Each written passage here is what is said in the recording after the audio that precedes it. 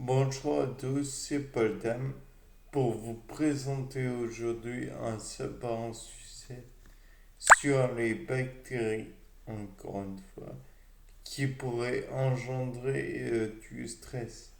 Bon, vous le savez, le stress,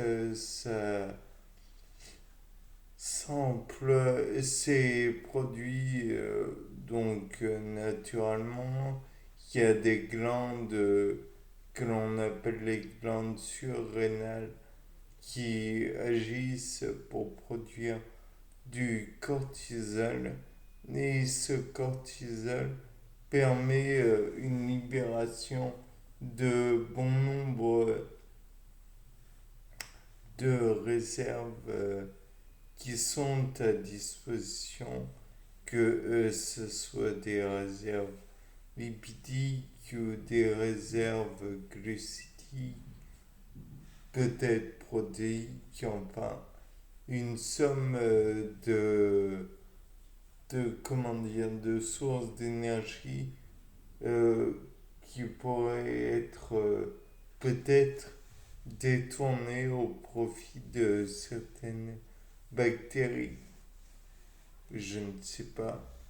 Donc, dans le cas présent, j'imagine que les bactéries peuvent engendrer des réactions de stress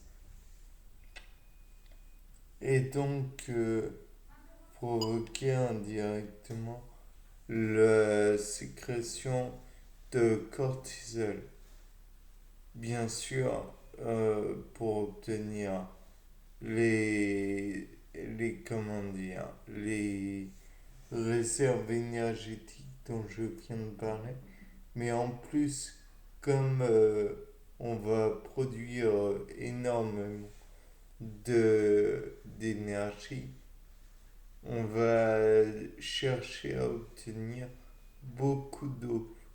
Et comme vous le savez, si il n'y a pas d'eau, il n'y a pas de vie. L'eau est l'élément central de beaucoup de réactions chimiques. Donc bien sûr, la bactérie pourrait se développer grâce à cet apport d'énergie et à cette quantité d'eau non négligeable qui pourrait être portée. Mais rappelons aussi au passage que bon nombre de réactions au sein de l'organisme demandent de l'eau. Donc, euh, produisent de l'eau, pardon. Et donc, peut-être que en faisant ces réactions, il y aurait bien sûr dégagement d'éléments énergétiques plus ou moins simples, mais aussi il va y avoir dégagement d'eau qui pourrait à terme être prise par la bactérie et donc limiter un petit peu les réactions puisqu'il faudrait d'autant plus d'eau et peut-être même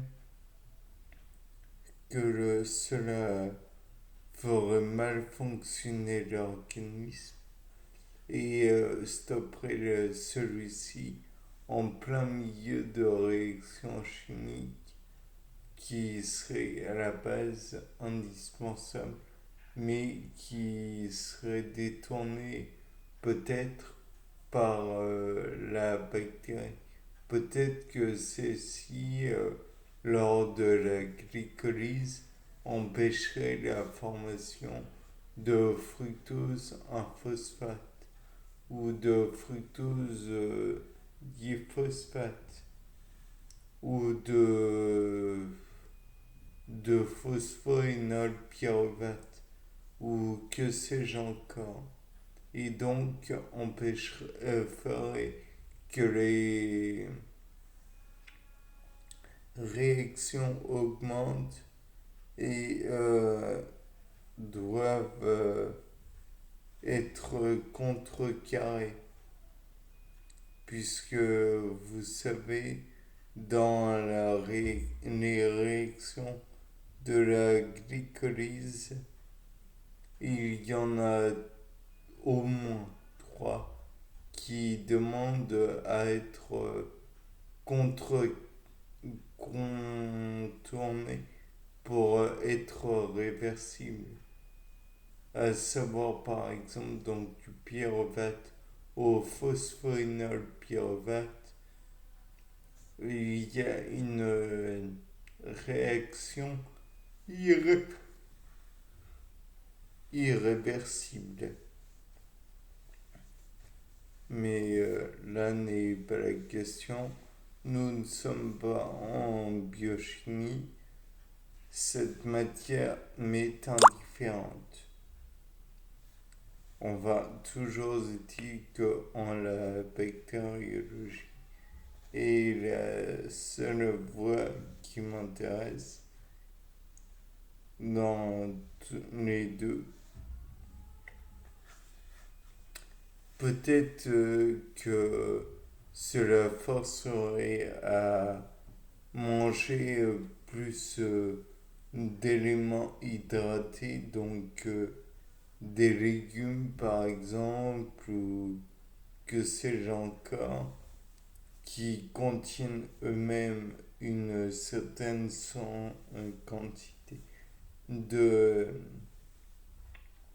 d'eau et qui pourrait aussi apporter le magnésium via la chlorophylle, qui est une molécule organisée autour d'un atome de magnésium.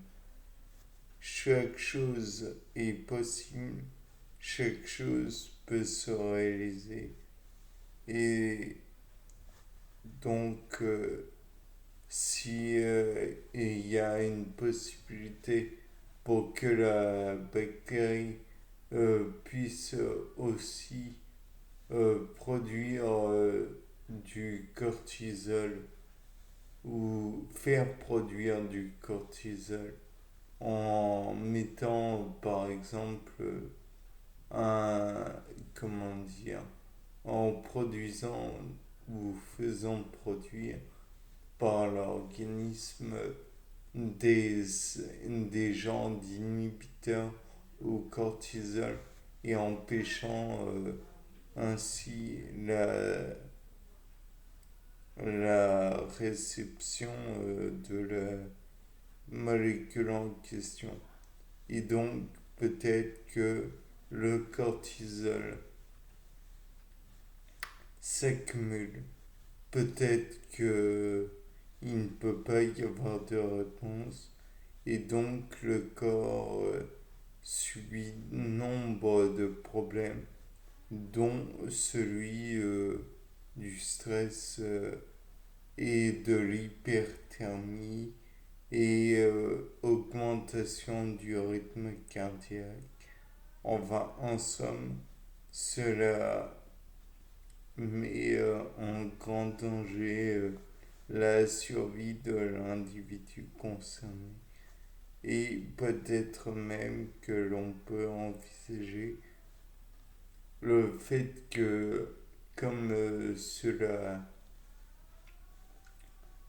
comment dire, ça, c'est un anti-inflammatoire, alors c'est la porte d'entrée vers bon nombre d'autres, pour d'autres bactéries ou d'autres virus.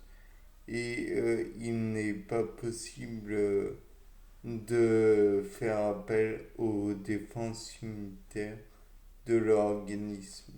En revanche, naturellement, comme il y a une hyperthermie, c'est difficilement supportable pour certains organismes, micro-organismes du genre.